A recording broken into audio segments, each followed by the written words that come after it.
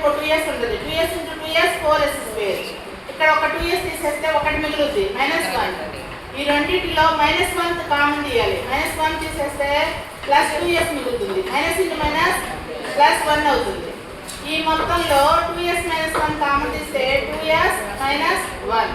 2s - 1 = 0, 2s = 1, s = 1/2. Same వచ్చింది.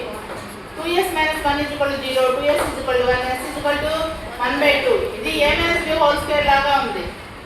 ఇది a - b లాగా ఉంటుంది. a - b whole square = a square - 2ab + b square. Same వచ్చింది. 1/2 1/2 ఆన్సర్లు.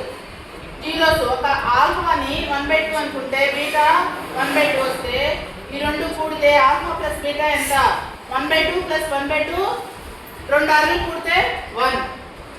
ఎల్సిఎం 2 అవుతుంది. న్యూమరేటర్స్ కూడుకుంటే 2/2 = 1. ఈ జీరోస్ ని హెచ్ వేసుకుంటే ఆల్ఫా ఇంటూ బీటా = 1/2 ఇంటూ 1/2 ఎంత? 1/4.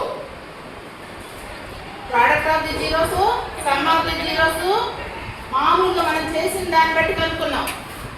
తర్వాత సమ్ ఆఫ్ ది జీరోస్ కి ఫార్ములా ఏంటి? క్వాడ్రాటిక్ ఈక్వేషన్ కి -b/a. Product of the zeros formula ఏంటి?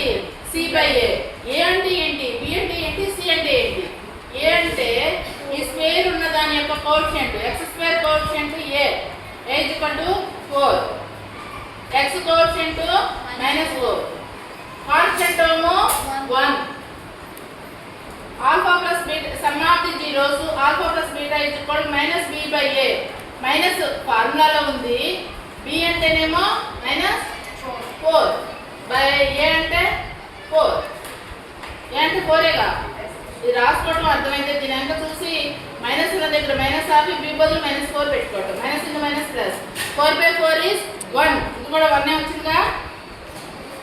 Product of the zeros c/a. c అంటే ఎంత? a అంటే ఎంత? 1/4 ఏనా? ఇక్కడ సేమ్ వస్తే అది వెరిఫై చేసినట్టు.